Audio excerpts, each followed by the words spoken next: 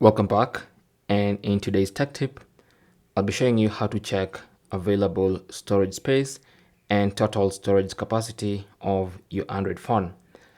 So for this tutorial, I'll be using a Google Pixel 8, but you can use more or less the same instructions for other Android phones. So go to Settings, and then on the Settings page, you should see Storage. Tap on that, and then here you can actually see the total capacity of this phone here. This is a 128 gig Pixel 8. I've already used 24 gigs of this 128, and that means what I have available is the difference between 128 and 24, which is 104 gigs of available storage that I can use on my Pixel phone.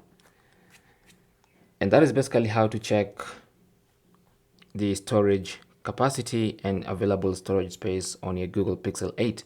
Now, for other Android phones that don't necessarily, they can't use these instructions, you can go to Settings and then go to this Search Settings option and just type storage.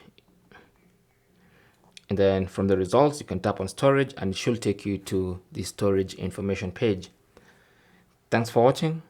Leave your comments and questions down below, and good luck.